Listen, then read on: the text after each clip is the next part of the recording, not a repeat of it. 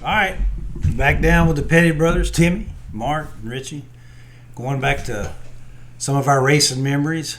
And these are our memories. This is what we remember. It may not be exactly what happened, but in our minds, this is what we grew up with. It's the truth as we know it. So we want to share with you some of our memories. So we're going to go back to a big time memory for the whole Petty family. 1981, the Daytona 500. And most people just see the glory in the victory lane and the excitement of Richard winning. But that whole week was a trying week for the whole Petty crew. Everybody worked their butts off and worked together to get to that moment. This jacket and hat, this is what our dad wore during that race. And so that's kind of neat to have it with us today as we talk about the memory of the Daytona 500 in 1981. Well, you got to include the 79 as well to go along with this. Both were Daytona victories. Well, it's just the work that goes into any Daytona 500, whether it was 1959 or 2022. So some of this is going to intermingle. Right. So most people think of Daytona February. In the Petty shops, Daytona started in November, didn't it, Timmy? Yes, and our dad, who was religiously running that dyno from time, even before the season ended previous, they would work day and night working on the next Daytona trick. Well, y'all had a test right early December, right? Back then you did test, right. and you went to Talladega as well. But wind tunnels. If you'll remember, in 81, they were still kind of in and out with the Dodge world and whatnot, and because we looked at that picture the other day in that Murata, and we'd like to have that car. That's a whole other story. Right. I didn't think about that. Right. That's great. That's right. Because all the work going on for Daytona, you throw this into the mix. Right. So go ahead. So they went and tested in late 80, and so... Well, you got to remember, this is when they're downsizing cars, too. From the big wheelbase to the small. Yeah, from like the Magnum and all, and the Chevrolet. And it had already been running from 78 to 79, and 80 was the Oldsmobiles and Monte Carlos. So Chevrolet GM camp. Right. So they had this brainstorm idea because the Dodge motor made a little bit more power with the cast iron heads and blah, blah, blah, blah, blah, blah. But anyway, so they built a Dodge Murata on a Mike Laughlin chassis, right? Right. Is that not, is that the way y'all remember? Sounds right to me. Yeah, I was 10. Okay. but still, I just know what you taught us, Well, anyway, that's what happened. And so they went and tested. Gosh, it was late. It was late. Yeah. I don't remember the month. But they went down to Daytona, and they tested the Murata, which was a sleek-looking little car. It was a good-looking car. For the downsized wheelbase. Yes, it looked good. And when they cut it clean, the story was always said that it would not make it back. After he cut her off, it just was... Now, did a plug check in the middle of the back When Timmy's talking about cutting it clean, exactly. You're running down the back stretch, and you're holding it wide open. You reach over and you mash the clutch, and you hit the... For a tune check. And you turn it off clean. That's before computers. So you could read the spark plugs. Yeah. So if you're running too lean, you need some more timing. So they had... So that Murata wouldn't coast back to the garage, basically. I think that was the car. And the importance of a plug check is so you don't burn the piston. So I don't even think we looked at the plugs. They loaded the thing up and drove her back to level cross. Yep. So they took the... They come right in. They took the gas axles and the sawzalls and whatever else they had, Ziz wheels, and cut the body off and put an 81 Buick Regal on it. But and anyway, I know this is going to intermix, and sorry for the back and forth, but we're going to go back and forth today. So they come back from the Murata, cut it off, put a Buick on. Did they ever go back and test with the Buick? Man, I don't know. I mean, that's going to be for our next guest. When you get Aaron Dudley in there. Aaron remembers all that stuff. So we need to get Aaron Dudley up here, so this is a reach out. But again, you're talking about going back and forth. This is just our memories. Of the work that was involved in winning a Daytona 500. So, and not only that, you're running two cars too, because Kyle's in here too. And that was and I don't. We'll have to think about that one before we talk about it again. But and we'll bring it up again. So we're getting two cars ready. Right. And in the mix there, somebody come up with the brainstorm to run the Murata. Went down there and tested. It didn't work. Come back. Cut Project the body off. So we're going back to Daytona for February with the Buick Regal. Right. All right. So all that stuff happened. And like I said, I want to go back to 79 as well because this happened in 79 as well.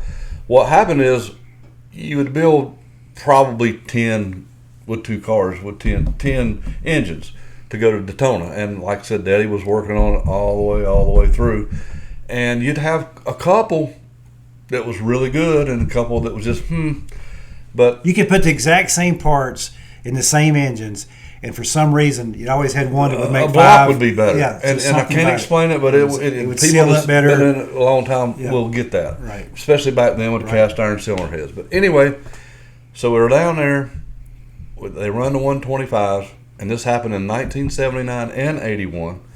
Get done with the race, and that was your best engine, even though you'd already qualified, and people back then you changed engines back and forth. Like you said, it might be 10 or 12 engines per teams. Like nowadays racing, you get one engine for the whole weekend and everything. Back then, I mean, it was like changing. Qualifier, 125. You'd have drivers go out and they'd make 2 laps. They'd come back in and say, "No, it's not there." They wouldn't feel the torque right. They wouldn't feel this. So they would snatch engines. And they'd have a truck down there with extra engines. Yes. Well, and also these are the days that you had 3 rounds of qualifying, right? And numerous practices, right? So this is engine changing. What they were snatching and grabbing the whole week, wasn't they? So evidently, this was sort of a choreographed deal in 1979, which Richard Petty won the race. In 1981, he won the race, and this happened both times.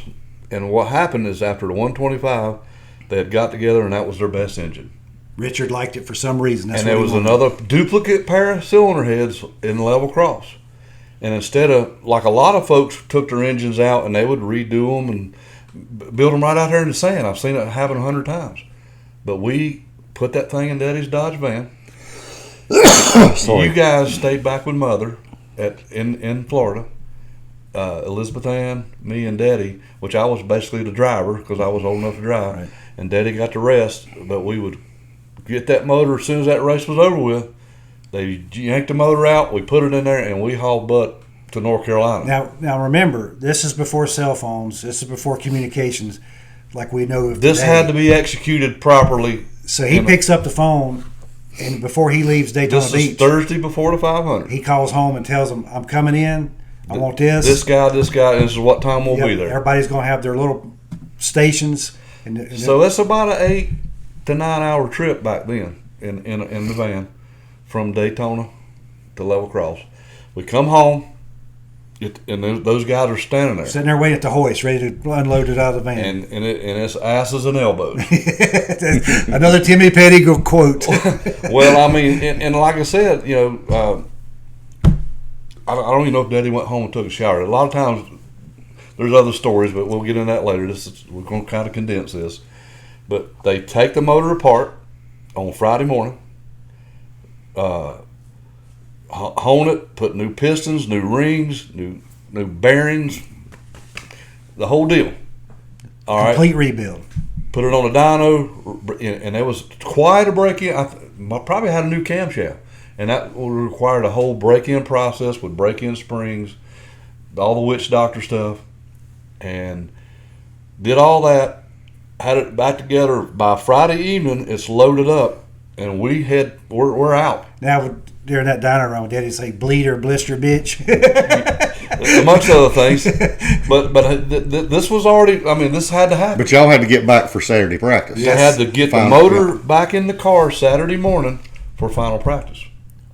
Because you did want to put a few laps on. I don't think they put many laps on it because they already knew what they had. The setup was there. And, and like I said, 1979 it happened. In 1981. So you're talking about leaving Daytona 4 or 5 o'clock in the afternoon after the qualifying race? Yes. And then being back in Daytona at what, 8 o'clock Saturday morning?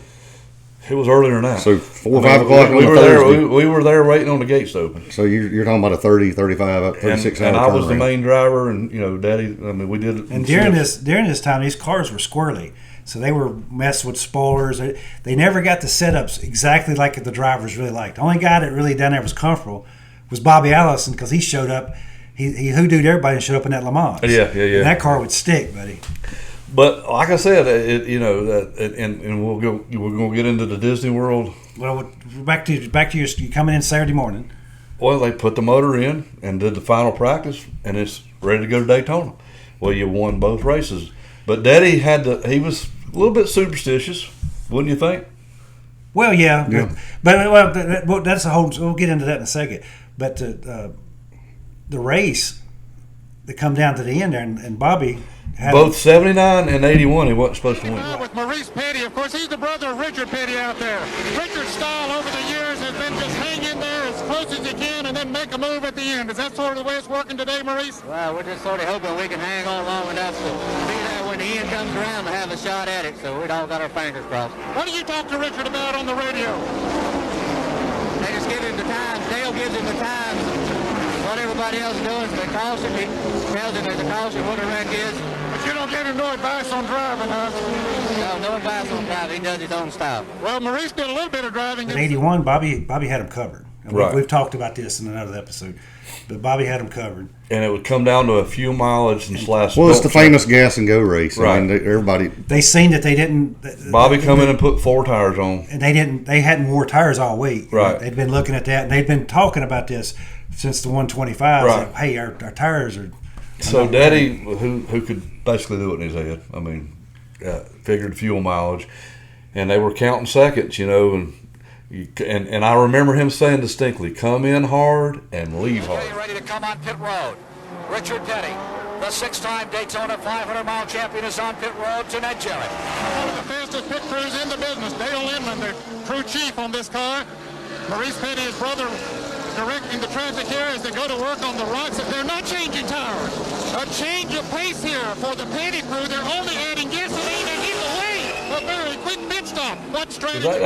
There was no pit road speeds then. Yeah. And I mean, that was one of the commands that come from the pits was come in hard and leave hard. Because like I said, the plan was already in place. Right, and he told the gas man, he said, you count it off. And Yep. they said, and both Dale Inman and Daddy was sitting there counting. Yep. And then Dropping like, their go, hands. go, go. Yes. It's like, and it turned out they won. Win the U.S. Open by 1 hole. Out of turn number 4, Richard Petty holding on to that lead like a hammerhead shark. Here he comes, coming down, seeking out.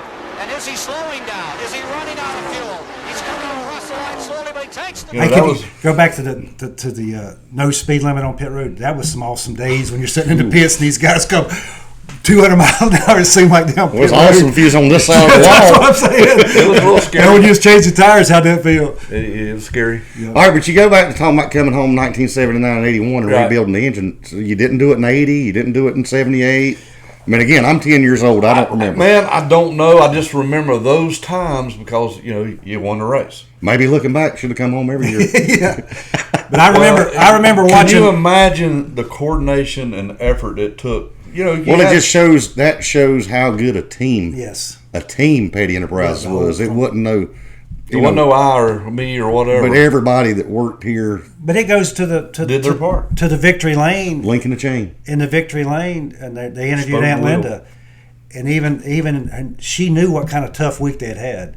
Right. And she was just thankful how everything played out, and she even made a mention of how y'all come home and made that engine change and got back. Thrilled to death. We just can't believe it. We've had a terrible week down here and just had a lot of things go wrong, but today it all went right. Tell us about some of those things. We didn't know that. Well, we had a blown engine or two, and the guys were getting up every morning at 5:30, out here at 6, working every day, and running 2 cars. It was just a lot of hours and a lot of hard work. And Morris even had to go back home for 2 days and do a little more work on an engine and come back. And when something like this happens, it's just all pays off. And we're just so thankful to the good Lord because He has just really blessed us. Well, if you look at all the interviews after that 81 race of all the main players, they were happy they won, but they were exhausted. They were all wore out. Anybody, I mean, the whole crowd. Mentally and physically. But it was that's the sacrifices they made to win. As you say, the old Southern sayings, they went loaded for bear when they went to Daytona. They didn't leave nothing behind. They went to win. Every year. That's all the way in, as Hyder would say, right? Absolutely. All right, now, since Timmy keeps bringing up the 79, 81. You got to tell it. It's part of it. The Mickey Mouse hat, okay? So, in 79, part of the deal is we went early, and as long as you got your school studies done, we went to Disney World a couple times. I mean, we was fortunate to be able to go. Well, our mom buys a hat identical to this in '79. Because she thought it looked like petty colors, and red, white, and blue. Most people, they wore the STP hats and whatnot, but she bought him one of those. They win the race by chance. Everybody remembers that race. Cale Yarborough, Donnie Allison wrecking, and here comes the king, 3/4 of a lap down and wins the race. Which that's cool. All right, so they did not. I guess Buddy Baker won with a Gray Ghost in '80. In '80, yeah, right? Richard was running good in '80. But it just didn't pan out. The clutch burned up or something. Something weird happened. Coming off pit road. But, I mean, somebody can write in on that one and tell us. But, so, we were down there. So, 1981. Right. This is our part in the win. Yeah. So, so, when Timmy and the Chief come home to go to work on the engine, we get to go to Disney World because we stayed down at Daytona with Mom. And our sister was with us. We had our priorities. But Daddy told Mama, he said, hey, pick me up another one of them hats and we'll see if it works again. So, while y'all were rebuilding the engine, by golly, we was I know. And y'all we was over there buying a hat. So anyway. And I guess y'all had to look pretty hard to find it, huh? Yeah. Oh, yeah. Well, yeah, we had to ride all the rides till we found it. I know. But the moral of the story is we picked Chief up another Mickey Mouse hat, and it says it on there, 81 Daytona 500 win. I guess he wore them. That was the last one he wore. Yep. He wore them twice, and it worked twice. And he said, "No more. Yep. You can't quit while you're ahead." Yeah, that's right. So that's our Mickey Mouse story. That is a true story. Our story, and we're sticking to it. Hey, the Petty Brothers here. We've been getting some questions and comments about T-shirts and merch.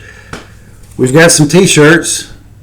We're going to be at the Petty Fest this weekend, and so come by our little tent, and you'll be able to buy some T-shirts or whatever else we got laying around. So hope to see you there.